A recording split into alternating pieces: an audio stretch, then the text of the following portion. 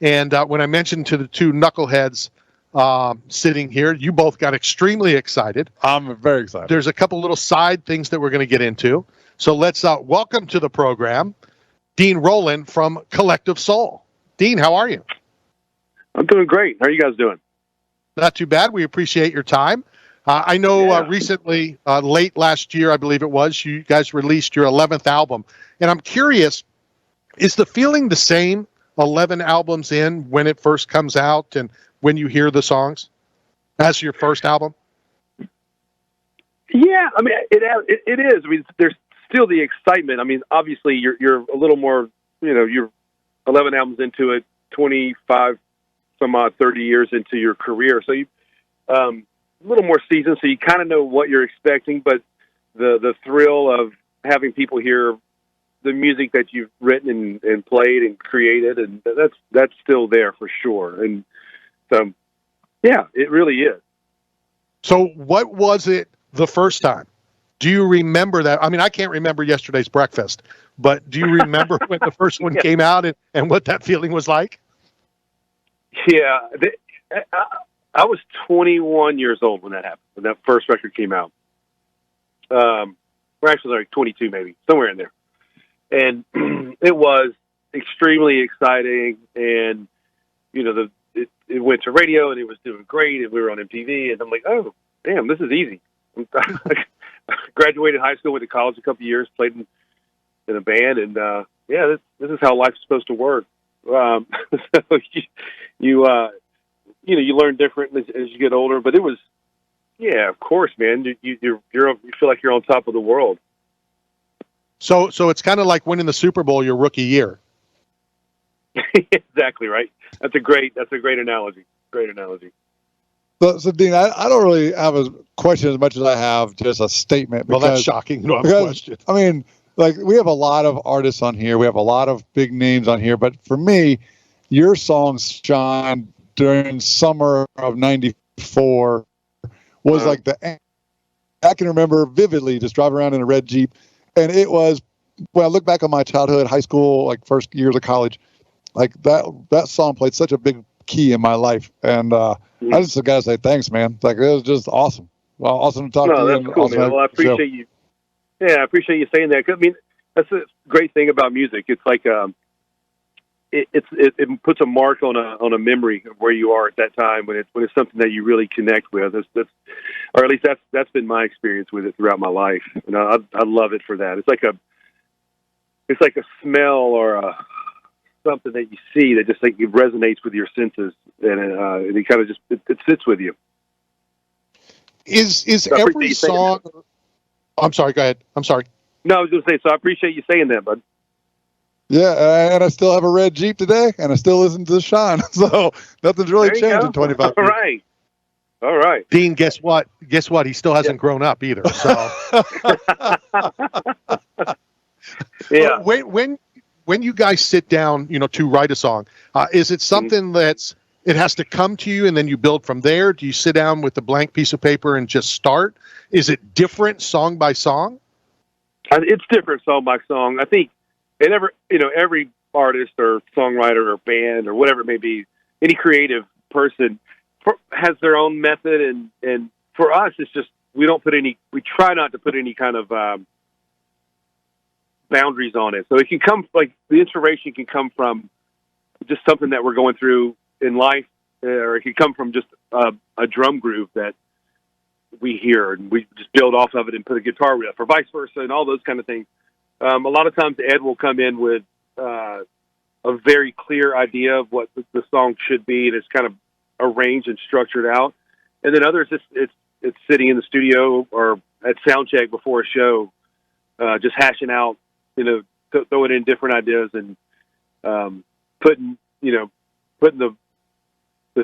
vulnerability shirt on, where you can't be too sensitive, because any ideas you throw out can and probably will be thrown out too. So as far as just, you've got to just be vulnerable and let the ideas flow and see what happens and what resonates. And see where it goes. I know that you guys are coming out of now Stockbridge, Georgia. I have a studio in Roswell, Georgia. I'm curious, do you guys get back to the area? I think you're performing in Ready here shortly, correct? Yeah, I think we're playing the Fox Theater in. Shoot, I'm going to mess it up. I think it's in May, right? May, I think. Yeah. So I live in San Diego now. My brother lives in Atlanta, and Will lives in Atlanta. And then, so I get back there, and my mom's there, so my family's there. So we get back there quite often. And Atlanta's still home base for us.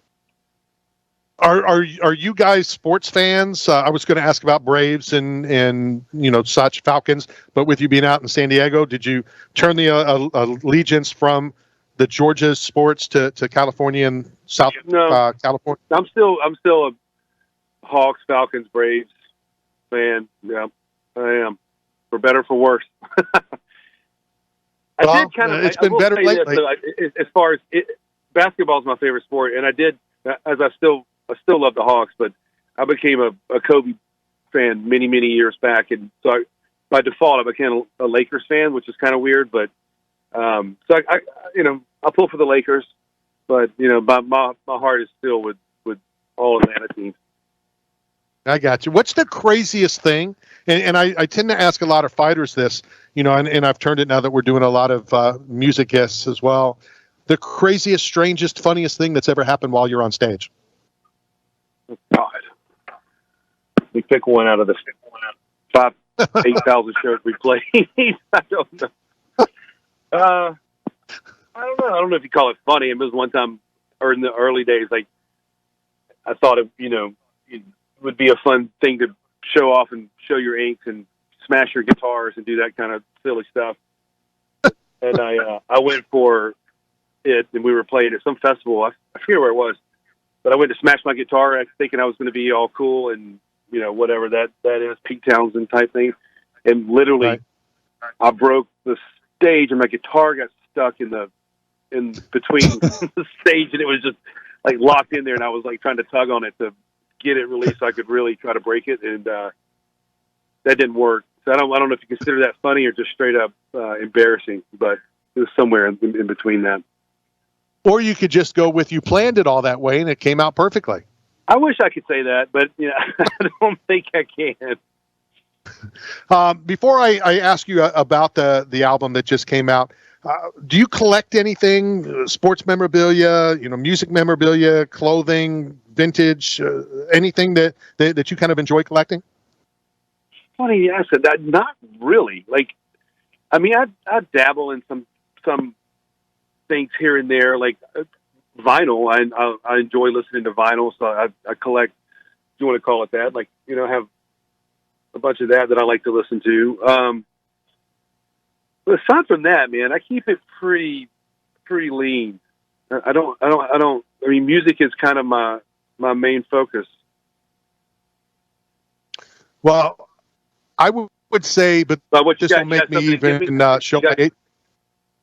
Well, it depends on what you're looking for, because people always say that, and then some of these guys sitting here go, "Be careful," because Randy knows people. Randy can. So, I don't know what interests you. I don't know what you love and what you love to collect, and I can make phone calls. Tell them about that. See, I'm looking for some Kobe 11. Oh, well, I can make a phone call. My nephew has one of the largest vintage clothing and shoe stores in the country. Really? So, oh wow, let's see what he has.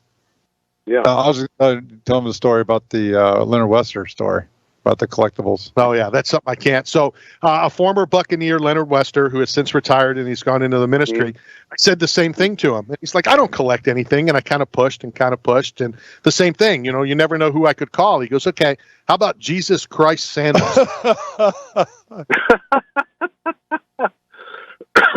Wow, that's ambitious.